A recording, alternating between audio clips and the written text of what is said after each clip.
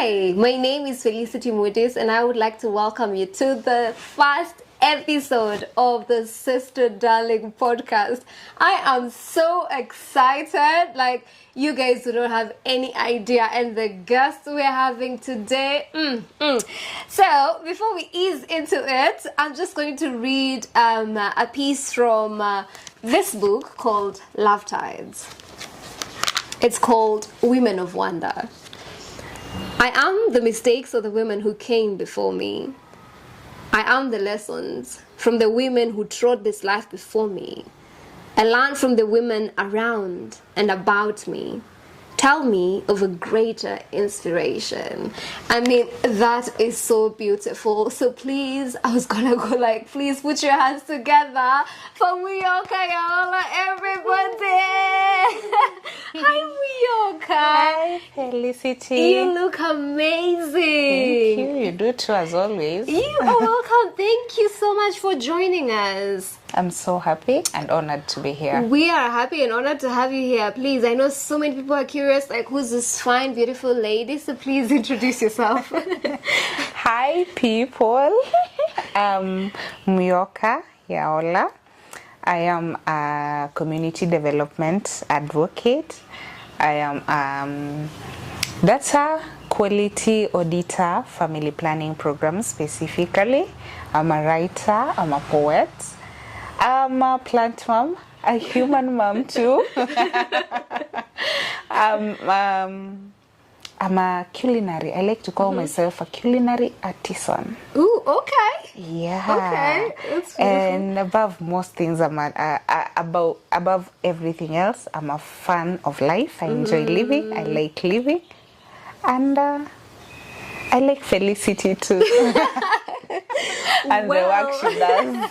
Well, thank you so much. So if you don't know, the book, the poem I was reading is actually from Love Tides, and it's been authored by Muyoka Yaolah and Anyango Nyarake. Now 7 months, almost 7 months in the market. How's that experience been? Ooh. Well, first of all, I want to say I'm really sorry to all the writers. To whom I underestimated what writing involves, so I'm so sorry for that. But it's really beautiful to see your work out there, to see people relate to it, to see people call you and text you and tell you that I read one of your poems today. It's really beautiful for also people to ask you, by the way, I read this poem and this is what it brought to my mind. This is what it taught me. This is how I think about it. And then you realize it wasn't how you thought about it when you were writing it. So that is one thing that makes me love poetry. It's personal. Yes. Everyone can dissect it the way it appeals and the way it feels to them. So yeah, it's really been beautiful. I thought I'd only do this book, but maybe there'll be another one. Ooh, I cannot wait. I am such a fan of how you write. It's literally so beautiful. Thank you. And I'm just so curious, what was the inspiration to actually, finally write and publish? The inspiration is life, and also getting to a point where you understand that some stories need to be told in whatever form. Every artist deserves to tell their story, be it in painting, be it in photos, everything. It reflects in us. It reflects us in a way. And I think these are the small things that we'll leave behind when we move on to the next life. Yeah, so that's the beauty of it. And the inspiration, actually I wasn't someone to put my work out there. I've written for the longest time since I was in primary school. But during the COVID period where there was a lot of it was called what? Social distancing. Yes. Yeah, there was a lot of social distancing. I was alone. I had let my baby go to her grandma, so I was alone. Then something I started writing frequently, more than I was doing before. Then some people challenged me, Anyango Nyarake challenged me, and then I'm like, you write so well, why don't you put it in a book? And I was like, am I ready for people to know to know stuff about me because these poems are so personal. Some of them are so intimate. But then she was like, how are people going to relate to you if you don't share what you have in you and what you've written? Put it out there. Yes. See what happens. Yeah. I'm glad I did.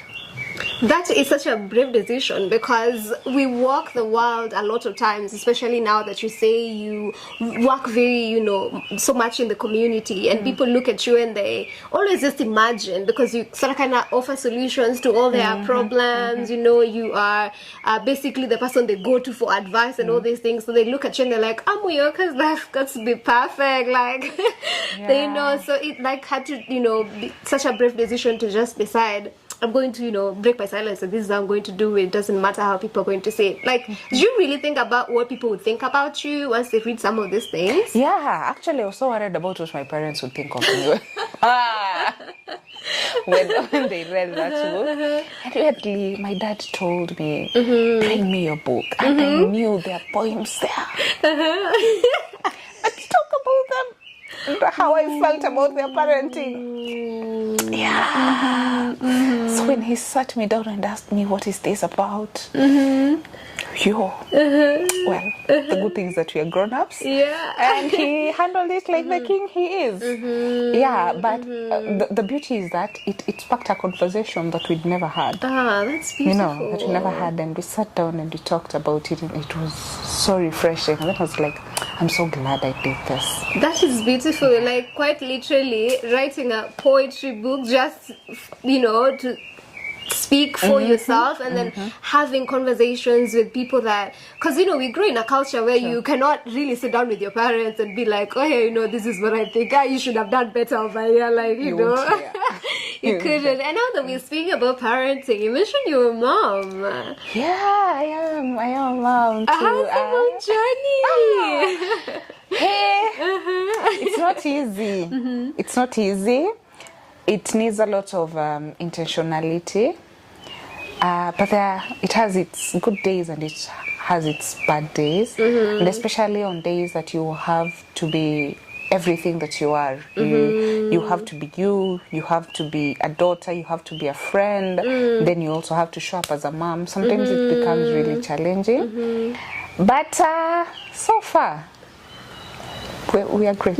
You're doing great. Oh, I admire all moms in this world. I cannot imagine raising an entire human being who looks at you like you should always have all your stuff figured out, and all the answers. Yes. Sometimes when you don't even have them, they look up to you and they ask the weirdest of questions, and they believe that mommy knows the answer to this. Mommy knows everything. My girl you'd ask her anything, and then she'll just tell you, I'll go ask mommy. Why would you go ask mommy?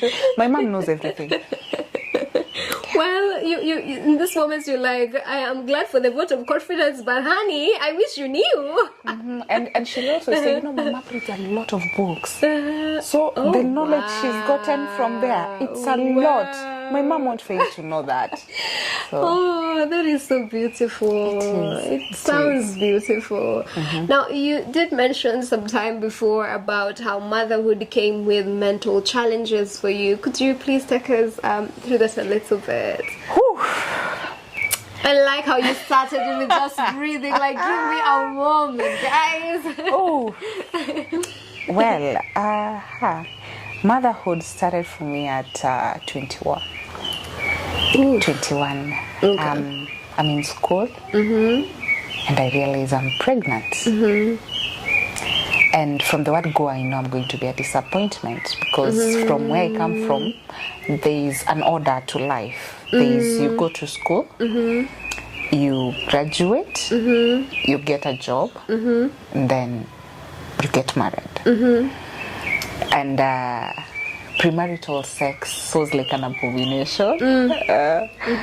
And tying this to the religion that I was raised in, well, I knew then and then. When I knew I was pregnant, I knew then and then. Now my life is over. It's done. Yeah, and I wasn't sure. Am I going to keep this pregnancy? What am I going to do? Because at that point in time, I never ticked any box in the motherhood list. I did not.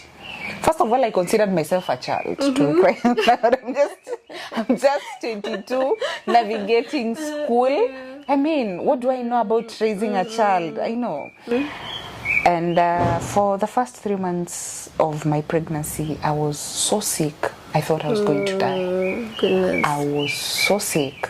Goodness. And I was like, if this is what it comes with, will I really nail this? And this happened at a time where I had to, with the sickness, I had to get out of school. And I was in hospital for quite a while. And oh, it was that bad? Yeah, it was that bad. And that is when I came to realize the intensity of the decision I had made. And the particular decision is getting pregnant, however it happened. Because I was so alone. My parents were so pissed at me. This entire time, only 2 people came to visit, a friend and an uncle that I do really like. Then I was like, will I manage this? I'm just a baby, you know, I'm small. But after some time, I got discharged from hospital, and I couldn't go home to where I was raised because, man, I'm gonna be an embarrassment to my parents. Yeah, so my parents actually communicated through my uncle and told me she can go home. Ushago now. She can go home. My parents were in this other side of the world, and I was in this other side. So I went home, and my late grandfather visited me, and he sat me down and asked me, what plan do you have?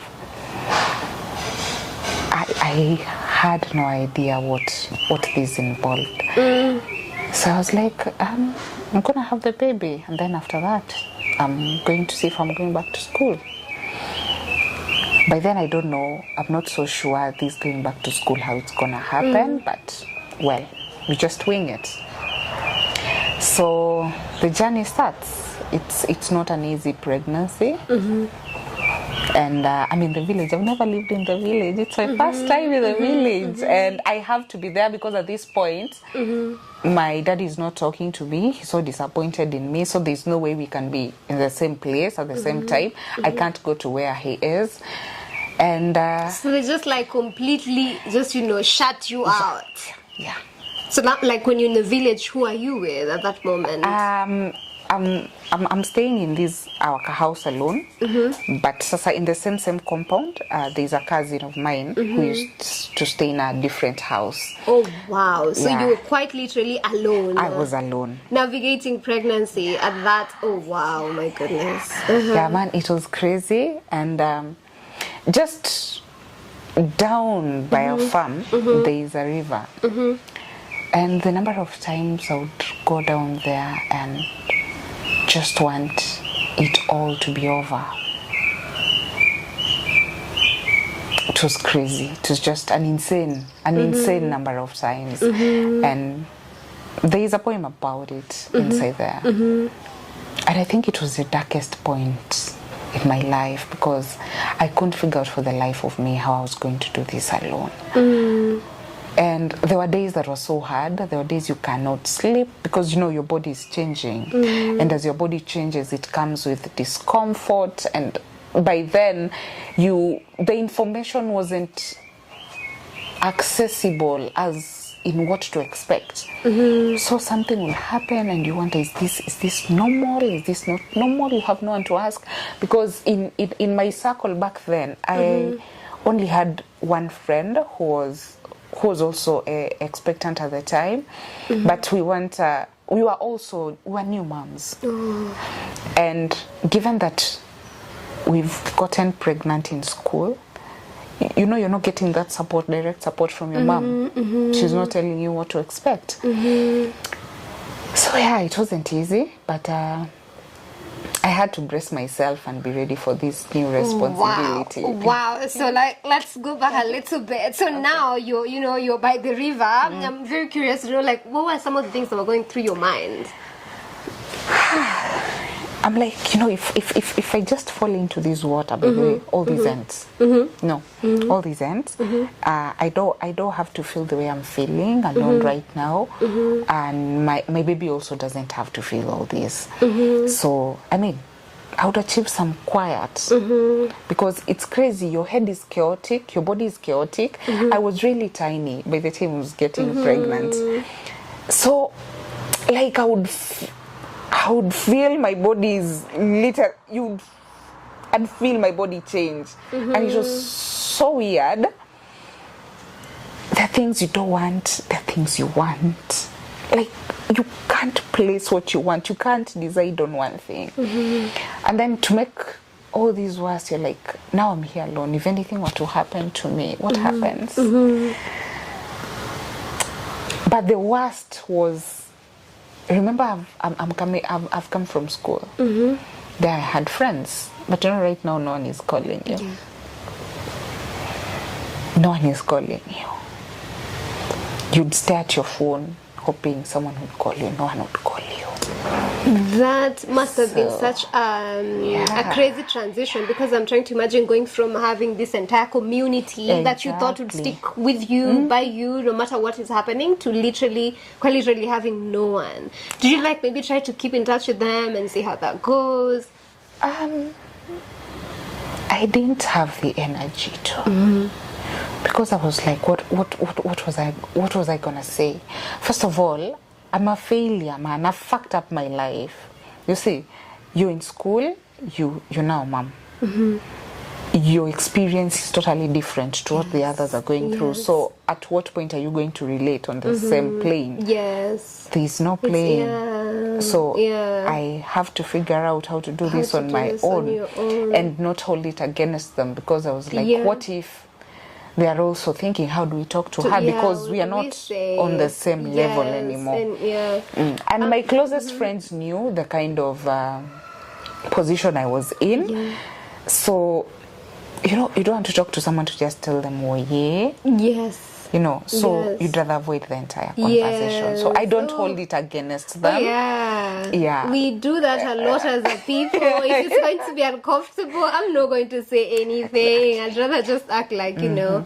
But I'm also very curious. Like, this entire period, all this is happening. Is the pregnancy giver aware? Yeah. But he's also part of the people who are not reaching out. Yes. This is very interesting.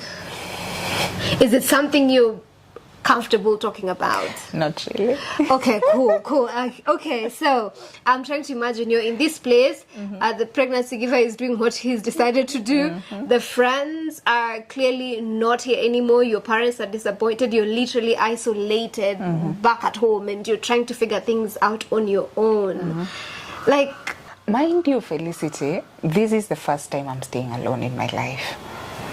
And you're staying in the village for the first time in the as village, well. Exactly, for the first time. And mind you, where I was born and brought up,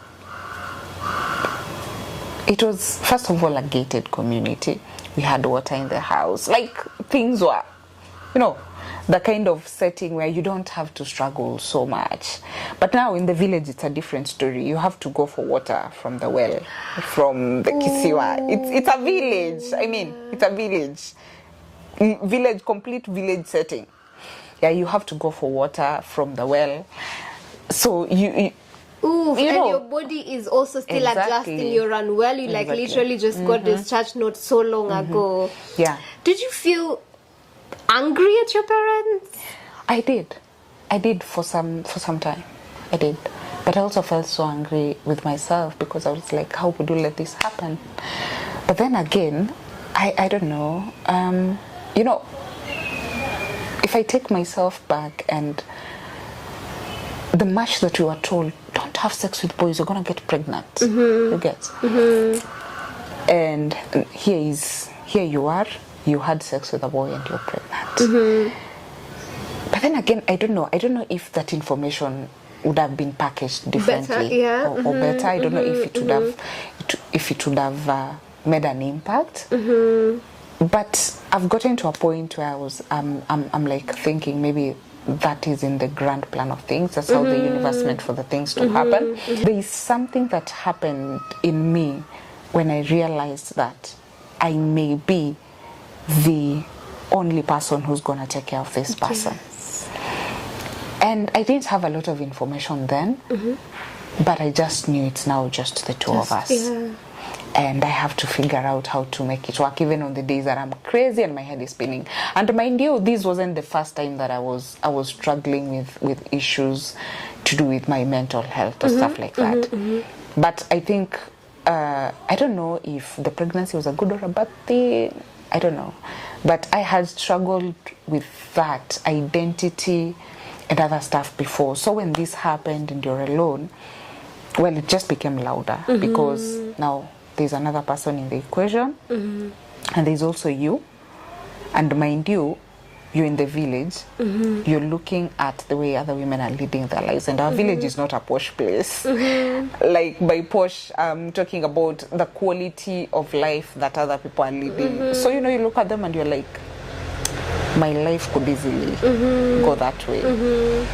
And you're like, from where I'm coming from, that isn't it. It isn't it. But now I'm here, I made this choice, and there's a possibility that could be my life. But let me not think about that. Let me focus on the here and now. Yes. Yeah. Wow, you talk about this pregnancy, like coming out of it like a completely different person. What were some of the things that changed about you? Now, you know, when you're going to be a mom, you have to be aggressive. You have to look for money. And mind you, my entire life, mi nilikuwa napewa tu. I never knew what it meant to look for something, to work for something. Yeah, so I came to an arrangement with my mom. Oh, by then my mom would come once in a while to see me. Yeah, my Okay, dad. so my at dad, that point, it's your mom who's like started to relent. Your dad is still like. And actually, my mom relented just because her dad talked to her. My mom is really strong-headed. Yeah, my mom is. I my like your grandfather. Yeah, he was a cool one. He was a cool one. Yeah, so my mom's being easy and being like, you know, you're my child at the end of the day. You know? Yes.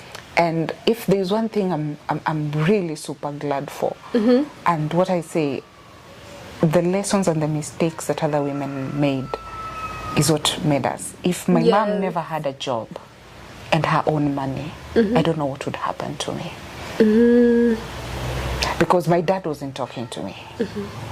My mom sometimes would go out of her way and send me some money. And I'm thinking that is her money, the money that she worked for. But if someone along the line hadn't thought that it was important for women to have an education, have a job, I don't know how that would play out. The little that she did, she was able to support me, or actually the much that she did, she was able to support me as I found my footing. And what I decided to do, I asked them for a small piece of land. So I set up a portion of a shamba. I wanted to do veggies. And as I was doing veggies, actually it's just by the river, Kule Chini, I had started a small poultry project. Wow, okay. Yeah. So I found my mom had a few chicken that my cousin was looking after, but then I was like, I'll take care of this. So I started growing the number pole pole, really taking care of them so that they reproduce, and also at the same time doing my veggies at the side, and then also helping, just looking at how things were running in the farm, and my mom would give me something for doing that. Yeah, so when I was doing all this, I needed labor sometimes to support me. And I would ask a cousin of mine, could you kindly ask if there's any women around who'd want to help me with some work?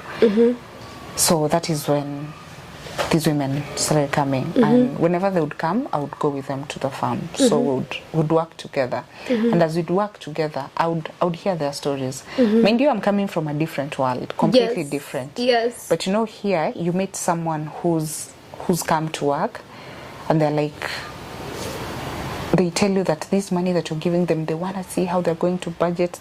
It has to cover for some section of the fee. They have to feed in the house. She has to chama. Then you're like, Wow. how can this small money do that? You know? Yeah. And by talking to them and seeing how hard they work, sometimes they may not be working at your place, but if there's anything, these women took me. I was really young, but they took me. And whenever even they would be passing, they would pass by and say hi, you know.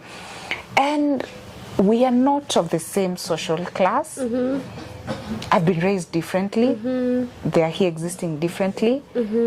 But you'd find us working in the farm, sharing stories and all that, and just listening to what's going on in their lives. And like, wow, okay, how can people live like this? Yeah. But then they let me in. To the extent someone, you think, in my head by then I thought they don't have stuff. Yes. You know, yes. that's why they are looking, you know. But someone has their kapachi mboga pale and my mboga is not ready. You'd see them coming to help me palilia my mboga, but they've carried some for me. They will be like, shika hii, upike ukule upate nguvu. That was so they would nice. carry avocados. You know, the community, the kind of community. You feel that they have so little, they have nothing to give. But they do. Yeah. They do. So that really changed my entire perspective on how I viewed a lot of stuff. That is so beautiful. Yeah, so it was. And they kept me going. Oh, goodness. They kept me going. Yeah, so. I can honestly imagine what also that looks like in this moment, because here you have been isolated alone, navigating this whole motherhood thing alone, and suddenly you meet a community out of people you didn't expect. Exactly. Would be a community. Exactly, yeah. And in that moment, like, the universe knew this is exactly what you needed, you know. I think that's so beautiful. Bless their souls. Amen. Amen. Yeah, Amen. yeah. So this is all happening when you're still pregnant. Or the Yeah, baby yeah. is I know. here? I'm still pregnant. I'm still pregnant. I'm tiny there with a very big stomach, but still very active. Yes. Yeah, and around this time, but shortly before Yes, this time, yeah. my cousin, the cousin that I used to stay with, brought me a dog. Yeah. And man, I needed that dog. And it was like that dog could feel me. Like, you know, we're Africans, we don't sleep with the dog in the house. But it would really stay at the door. And if I delay waking up, it would really scratch the door until I opened the door. Really? Yeah, and like, I really got attached to this dog because it was the only thing I had. Then I was staying in a house alone, so it would just be me and the dog. Oh, wow. Yeah, and we would run sometimes. That was my form of exercise. Goodness. That is so beautiful. Yeah, so we would run, and I was like, man, it was a small life, but it was beautiful. I swear, you know, when you were starting your introduction, you were talking about how you love life. Like, in this moment, it's truly like, you know, showing itself. It's manifesting, because I'm like, in that moment, I would just be like, oh my God, take me home. God, I'm ready to go. But you're like turning all these simple things into joys and into lessons. And oh my goodness, that is beautiful, really. It is. It is. It was a beautiful thing. Yeah. So the baby comes. So, my due date was supposed to be 28th of August. Now, my mom asks me, will you go to the hospital early? And then I'm like, no. And I'm like, I'll just wait, you know. You've listened to the banter of the women. They're like, when labor pains come, it won't even be that. Like, it will start by being kidogo, not so bad. It will give you time to jipanga, you know. So you're like, from the information from my community, I'll chill, you know, I'll chill because ikianza simbaya, you know.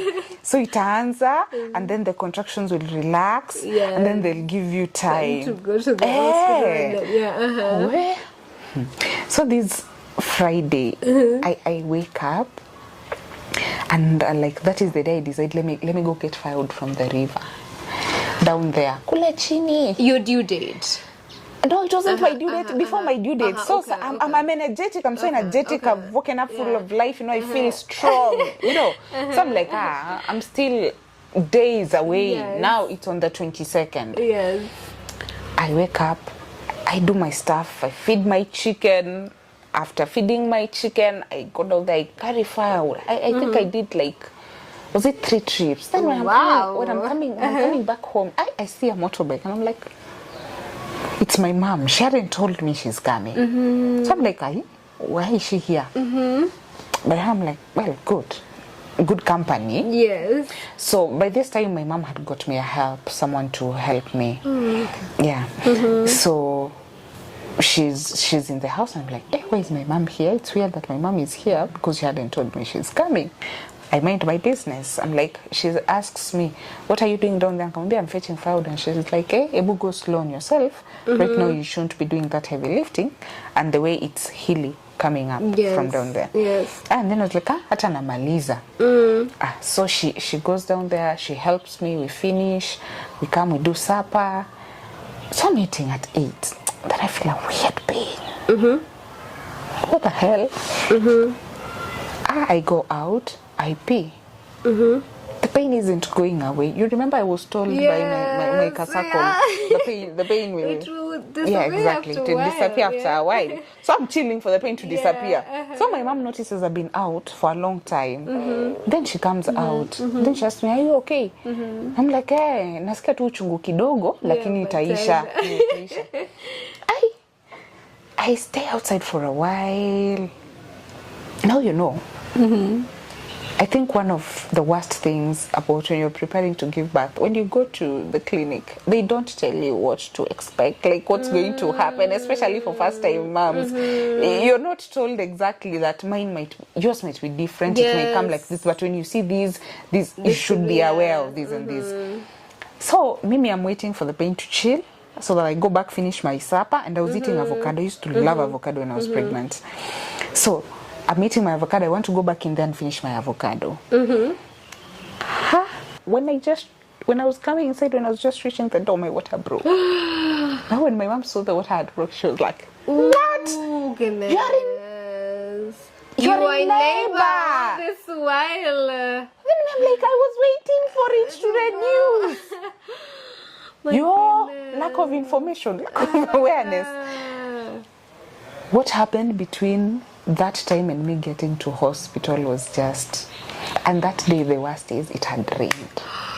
Oh my God. We're in the village. You know, in the village, there is no ambulance. Oh my God. You have to panda a motorbike. Wow. And our roads are not tarmacked. Oh, wow. And the hospital is not like, we are not talking 3 kilometers, 4 kilometers. Oh my goodness. And then there was a funeral. There was a funeral in our area, and now every person was there. So like having to do for a person with a motorbike to come take you to hospital, you get someone who's a little bit drunk kidogo. Were you panicking? I was panicking, and I was in mad pain. I was in, like, I keep telling myself, to this find my existence, I've never felt a pain like that. It was so crazy. Ooh. Like, crazy to the extent, like, I don't think I was okay then. Like, I wasn't even feeling it, you know. We get transport and get to hospital. They try the thing that they normally do first, confirm if everything's okay, if you're... Yeah. But then they can't feel my baby's heartbeat.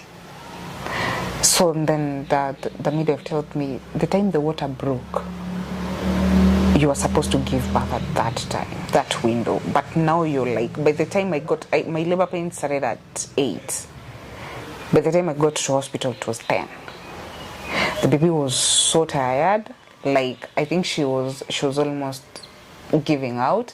So they had to, there's this medication that they put into me then to like induce labor again. Yo, that pain was crazy. It was crazy pain. And then the worst is, I was there with the lady who was helping me in the house. My mom fears such spaces. So she just got me to hospital and went back home. Yeah, so things went as they went. At 2:32, we delivered this beautiful girl into this world, and I saw her, and then I was like, damn, I made a person.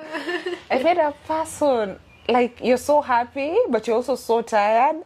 And then she's also so tired that the moment she was just covered and warm, she slept. The entire time the nurses are like, you need to breastfeed the baby, you need to breastfeed the baby. The baby isn't opening her eyes. The baby is just sleeping. Hey, me, I was like, Allah, is my baby okay? Now the worries have started.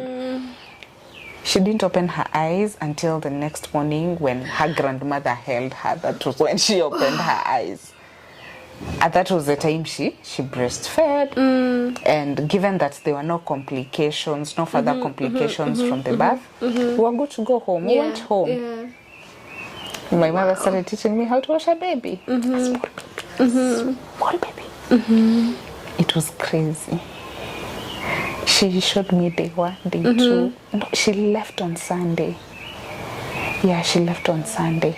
And then, you know, the worst thing about that is, you imagine you give birth and then you have no one to share with the good news. Like, you don't have a whole list of people to tell. Like, hey, by the way, I just delivered a baby girl. You don't. Yeah, so it's just my mom who called my dad and told them she delivered a baby girl. Just, and it was... the world moved. Then we got home. Then we started learning how to mother. Yeah, you're told, don't breastfeed your baby while you're sleeping. So you have to wake up and sit. And sitting is so uncomfortable. The breast is so uncomfortable. Like, you're learning everything, and it's not easy. You know, at some point, there was this time I was washing her and she slid. Fell. Did you stop breathing for a second? I stopped breathing for a second. Actually, that is where that birth ended. I picked the baby up. You're like, put her in the towel. With you being dirty. We don't have to bathe you. No, we don't have to bathe you. And it was really crazy. I was like, is it just me or other people go through this? Then there is one lady, a neighbor, one of the ladies who used to help me do the weeding and all that. So she came and, you know, started teaching me, helping me, you know, to know some things. Yes. This is what to do. This is when you know this is happening. But now, my baby had the worst case of colic. My baby would cry. And when my baby would cry, I'd also cry. Hey, you know this one that they say that you will cry and the baby will cry. That was literally me. I would cry and the baby, both of us would cry. Wow. It was crazy. Actually, there was this time I was like, I'm tired. I'm going to breastfeed her when I'm sleeping. And then the breast covered her nose. I woke up. I never again when I'm sleeping. I say, you know, like, I'm feeling like this entire motherhood journey for you has always been moments of, I can't breathe. Now, weirdly, 8 days later, my help leaves. Oh, God. Yeah, 8 day post-birth. Yes. I have to now wake up and do the stuff that she was doing. Yeah. I'm not healed well yet. Yes. But whenever I would wake up, even the days that I have tried to be so quiet, the moment I just go to move out of bed, she's up. And when she's up, we are up. Yeah. You don't do anything. That was the craziest time I remember. My back would hurt a lot because there's a lot to be done. I have to take care of the chicken. I have to take care of everything around there. So there's just so much that my cousin could do to help me. Yes. But weirdly, I navigated. Wow. And my chicken, by then, my chicken are also growing in number. Now when you open the house to the coop, there's so many outside there. And then now already people are coming in, they're buying. And they're like, how do you do this? How do you do this? And I'm like, we learn as we go here. Yeah. Here we learn as we go. Formula. We learn as we go. And then the community, my ladies, I ask them, kuku zikianza kufa kwenu mnafanyanga nini? Those mitishamba, they tell me, ama go to some agrovet somewhere and do this and this. That is what I do. Yeah. So that is how I learned. Oh, wow. Basically, that's how I learned everything. Wow. Yeah. Oh my goodness, this is a lot happening. How's your mental wellness in this point? Are you at a better place? No, it wasn't at a better place. But I wasn't okay. I was not well. You know, there were times I just wanted to go. Leave the baby and just go. Just go. Because you're so exhausted and you're alone. And when my help left, it was crazier. The baby cries the entire night. I have to wake up in the morning, wash, do her laundry, ensure our space is clean and all that. You haven't slept, you have to attend to her. Like I was functioning like a zombie. I was so tired. That was the moment in my life I really cried a lot. I would just find myself crying because it was just too much. I just felt like I'm children, man. I need my mommy. But now here, there is another one who needs me. Yeah. And it was crazy. Then again, the thoughts about just ending all this, you know. Remember there was this day, by the way, we got up. That day, my mind wasn't in a good place. I was like, now today is it. This is it. I can't do this anymore. I'm tired. I'm exhausted. So I was like, and I'm not going to leave my baby behind. So carry the baby. We went to the river. We walked in. Then there's a stone there. Then I sat on the stone. There's a very cheeky squirrel that came on top of another rock there. And I was like... It kept looking at me and I was like, is this squirrel mocking me? Like, you know the way squirrels are tiny and I think they're naughty creatures. So I kept looking at it and then I was like, what is this trying to tell me? And by then, weirdly, we hear the baby is peaceful, she's not crying. But my mind is a mess. I'm tired of all this nonsense. But then I look at the squirrel, and then something tells me, Ebu, follow it and see where it goes. And then we walk out of the water. My baby was on my back. I had tied her with a lasso. We walk out of the water and we follow the squirrel. We follow the squirrel. We never come back to the water. I see it. Yeah. Yeah. We go home. And then we keep trying. And that was the last time we went to the water with... That was the last time we went there with the intention to drown ourselves. Yeah. I don't know, like, life is tough, man. And that just makes it even tougher, you know. And here you are contemplating dying by suicide. Yeah. It was crazy. It was crazy because when, you know, you have a lot to say, but there's no one to say it to. Yes. There are days, you know, I just wanted to ask, is this normal? But we are not on that plane of conversation with my mom. We are not there. This is a conversation we've never had. Like, growing up, I haven't had, like, the intentional sex conversation with my parents. A mom now, and the much my mom can ask me is, did you go to the clinic? Nothing else. So I am here again. I have given birth. There's all this happening, but I can't ask her. You know, I can't ask her. Is this normal? Yeah. Should she cry this way? Is it okay? And then that is when the village, they're called the village doctors.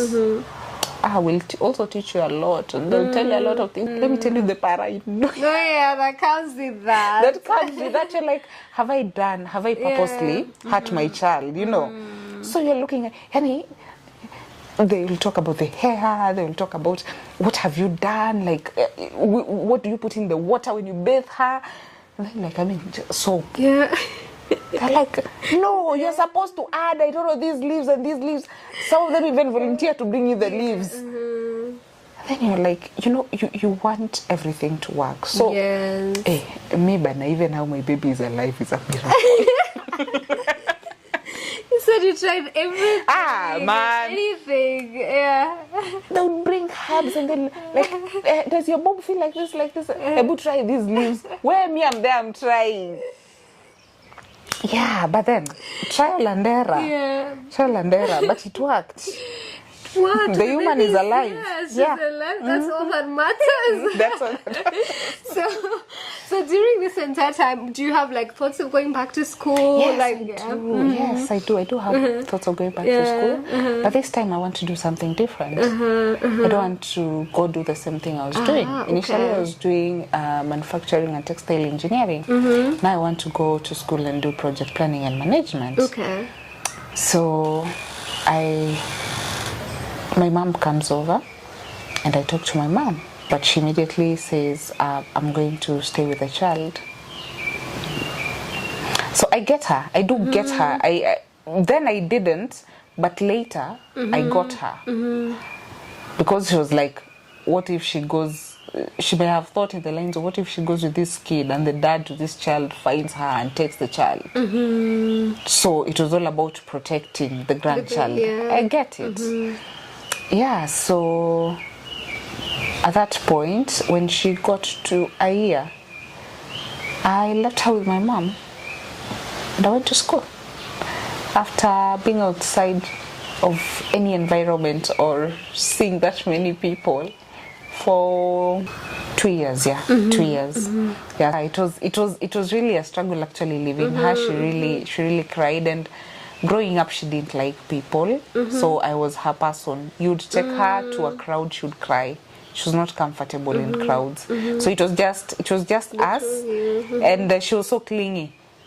But now when I left her, she had to also adjust to life. But to this day, I feel that it had an impact on her. Yeah, because maybe her head at that point translated it that my mommy left me. And as much as right now she will convince herself that mommy had to go to school, but you see, she's always curious. She wants to know where you're going. And if she comes and finds that you're not there and you never told her you're going to be away, she panics first. Then she calls you and asks you, are you coming back? I just feel it's the fear that someone might leave and never come back. Yeah, so it's there to date, but I love it for her and for myself that I was able to see it. Yeah.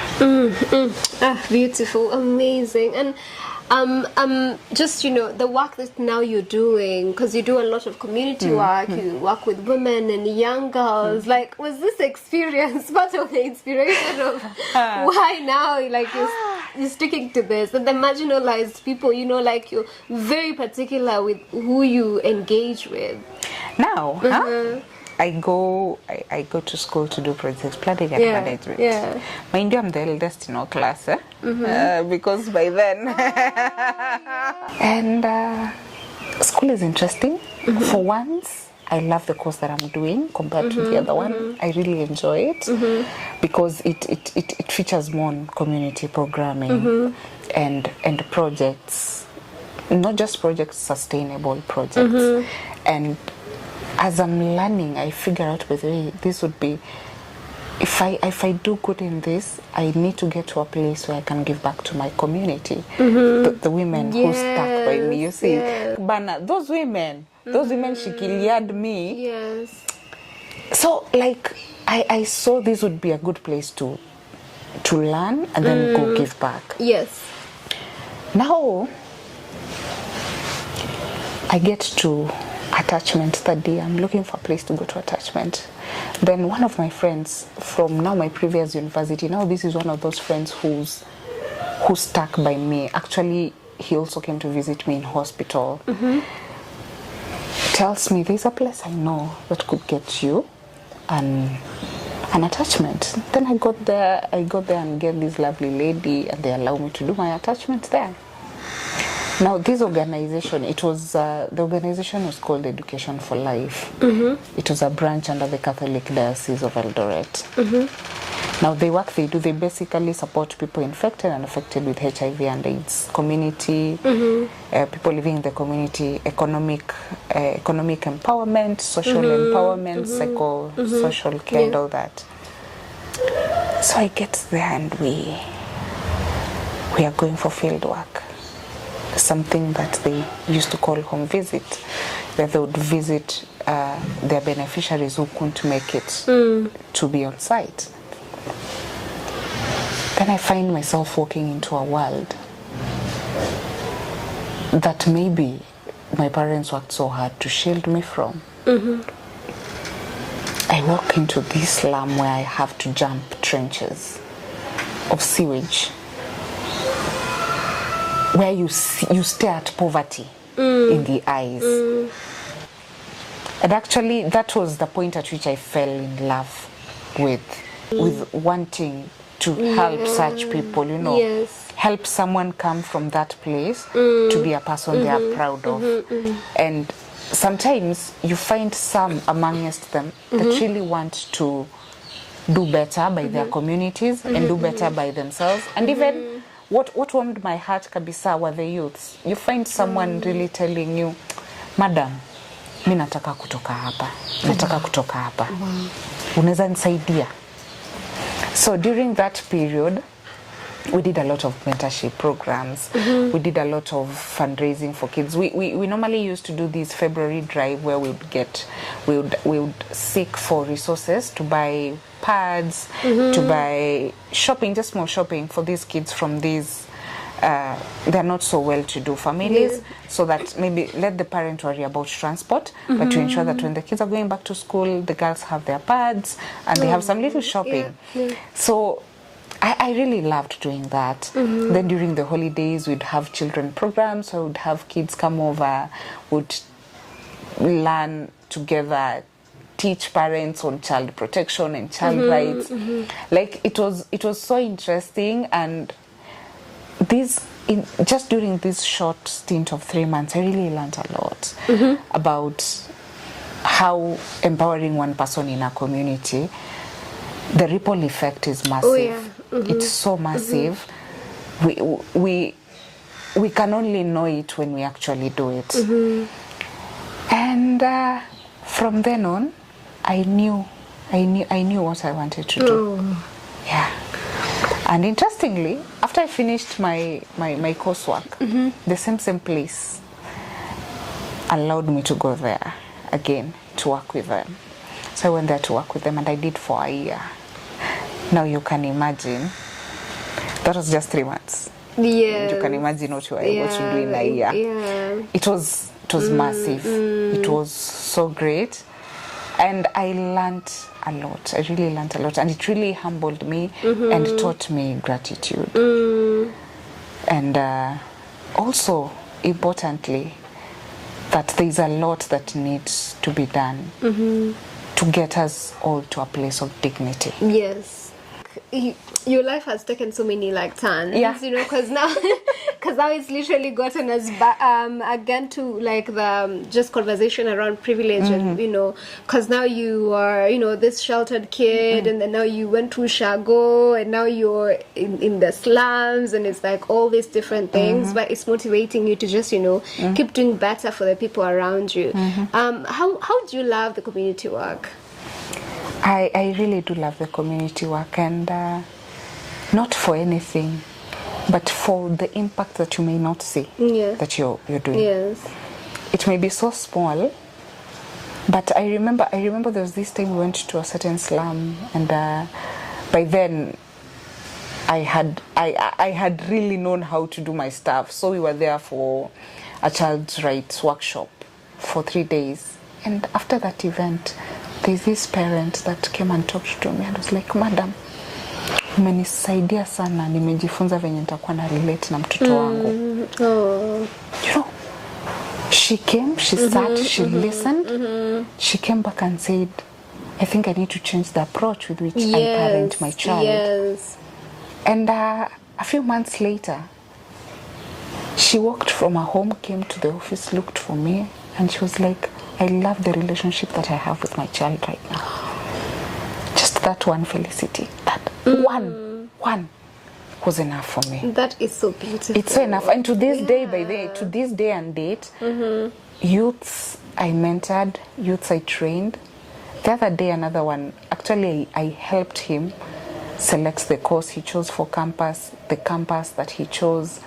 I kept supporting him on how the courses that he can do to just make his certificate more worthy. And a few months ago, he WhatsApped me with his graduation picture and he said, Madam, I made it. Thank you so much. That was all I needed, by the way. You know, when you are able to just sit in a place where you can see the kind of impact you are creating, nothing beats that, honestly. Nothing beats that. And there is nothing beats that. And I'd want us to just ease back into the book. Okay. I'd want us to ease back into this. What's your favorite poem in the book? Okay. I know, like, that's a very tough question because you're like, but I love this one and I love this one. But, it's so hard. It's so hard to choose between your children who you love the most, and actually having to do it loudly. Yeah. But there's always that one child. Even if all parents pretend there isn't, there's always that one child. The worst is when you know you're not that child. You choose life. You choose life. Yeah. Page 34, the Page prayer. 34. Awesome. Would you like to read it out loud? Yes, I awesome, would. awesome. I would. Yeah, please go on. Teach me to mimic the silence of the darkness when raging my mind is, when loosely my tongue hangs. Teach me the ways of the clouds, lead my mind to new destinations, and like the wind, bless myself with constraint. Teach me to glow, teach me to glow, to stand apart, just like the Shimon, bestow unto me patience, boldness, faces, understanding of self, of them. Oh, that is so... I told you, she writes so beautifully. It's so beautiful. It is. It truly is beautiful. Now, you know, when we were starting the conversation, there was a whole angle of you feeling like, I failed myself, I'm a failure, I'm a failure in life, and, you know, going through the mental, you know, struggles and just all that transition. And I know, like, there's so many other young girls outside there whom this pregnancy hasn't been received well, and now you are isolated, you're literally alone, and that transition is crazy into motherhood. I think, like, you need a whole community to just, you know, surround you in that moment. What would you tell someone like that now? I think I would send them this poem. I'll send them this poem because there are times that your mind is chaotic, and at that point it is. Just find one thing that you can hang on to. Just one. It doesn't have to be many. Just one thing that can keep you breathing from one to the next. And don't look too far. The community may just be around you. It may not be. It may not be coming what you expect. You envision. Yeah. It may not be dressed in palazzo pants and all that. It may not have lipstick. Yes. It may just look simple. But at that point, I think that's what you need. Just fall into it. I think that's really powerful. That's really powerful. Oh God, that's really powerful. It's literally got me thinking, because we sort of kind of pray sometimes, just envision our lives are going to go and be like, it has to be in this entire package and this is how I wanted it, but then it's, it could turn out to be something different, and it should be exactly what you need. Like for me, this poem was also, and the mental struggles didn't end there. They would still go on, and the worst feeling as a mom is the feeling when you cannot be there for your child. And by then you just think, now why this? But sometimes you just need to find something to cling on when everything is messy. Sometimes when you quit thinking that everything is against you, you might find that one thing that's for you. That's for you. Yeah. Powerful. Now, I know that you've mentioned a couple of things, and gratitude being one of the key things that helped sail you through your mental wellness journey. But what are like some of the other things that have helped you over time? Community of women and community. I got after that point in the village.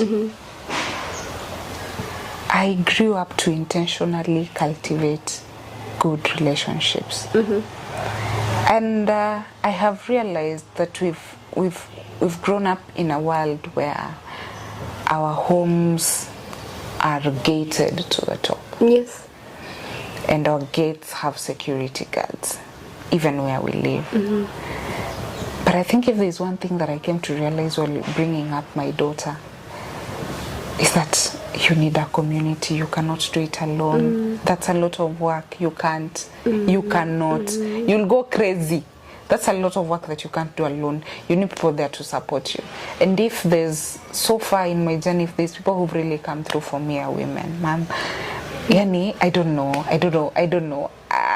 what I'd do without them. And to this day and age, if there's anything that has helped me navigate anything that has been so terrible, or something that I've felt would break me, was the community I've created around myself. There are times you won't access the mother in you. Is there a person who can stand in your place? Is there a person your child can also look up to? Is there a person who can comfort your kid when you can't? Is there a person who can reach to your child when you can't? Can reach, actually not just reach through your child when you can't. Because you can't be all these things. You can't be the friend, you can't be the mom, you can't be the disciplinarian, you can't be the teacher. You need people. So one, community. Community has really come through for me, kabisa, in a great way. I'm so indebted to the women who think they're not doing, actually, and it's the women who think they're not doing a big job who are doing the most. So the ones who've written books, the ones who do poetry, and there's also so much healing for me has come through poetry, because poetry gives the listener the right to own the words and make the words theirs. Yeah, so there's that. Then another thing, I think I want to see a beautiful world for everyone. I can't give the world that, but there's something that I can add to the world to make it a better place. Maybe not for everybody. Even if it's one person, that's good enough for me. That's it. Yeah, so to see the work that you do in the lives of people, that's very beautiful. And if I could tie this to something, there's this other time I was doing this program where I was training some women how to use digital skills to improve their small businesses. Then there was this lady I was training. She was 40-something years old with very little to no understanding of English, and the program required that you teach them how to use Microsoft.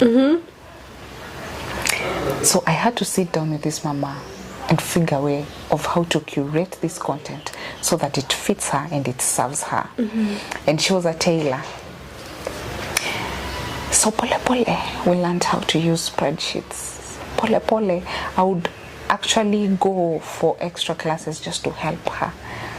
Then after the course was finished, she brought me a book. She doesn't have a computer, but she figured out she could use a ruler and a pen and draw lines in her book. and show me what plan she has for her business. Wow. She was like, Madam, umenisaidia. She didn't know record keeping and all those things and how to do budgeting. But when she realized she could learn, and I don't know, maybe it's something I've inherited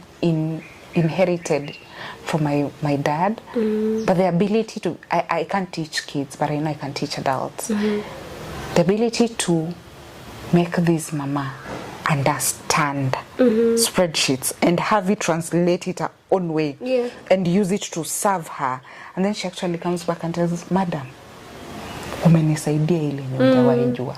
I mean, I'm not 40, but imagine doing something that impacts the life of a 40-year-old, and she's grateful. Paka she was like, Madam, inafaa unitembelee nikuchinjie kuku. I've never honored that visit, but I sure hope that wherever she is, what she learned is serving her, it's working for her, and it has empowered her. Wow. So that having to see yourself create impact. That's amazing. That's really beautiful. I wish you could go on and on with this conversation, but time. I know. Time. So please, you could just give us your final words, yeah? Your final thoughts. Hey, you know I have a lot. But pick your favorite. For starters, get yourself a copy of Love Tides. Trust me, you'll love it. As Felicity has told you. You can get a copy if you're in Kisumu at Lolo Books. They stock our books. Or Felicity will tell you how to reach me. Get your copy of this. And also, most importantly, let's be kind.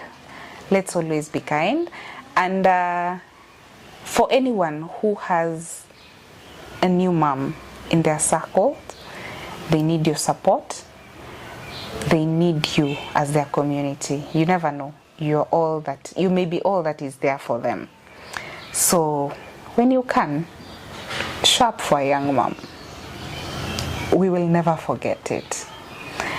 Yeah, I think I have a lot to say, but I'll go with that. Yes. Thank you so much for coming through. This has been so beautiful. Thank you. I have had a really wonderful time. As I sure hope that you have as well.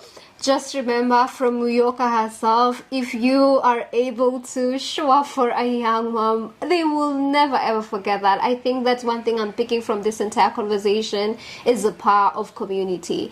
Please head over to Lolwe Bookstore or use the pay bill number the till number we are putting down below. We're also putting Muyoka's number down below so that you can be able to reach her directly to get your own copy of Love Tides. It's available at only 1,200 Kenyan shillings. Surely you guys, you can afford to buy that, can't you? So that you can just be able to immerse yourself more and more in her beautiful brain. Like, it's just like, your mind is so amazing. So you get to enjoy all that in her creativity in the book of Love Tides.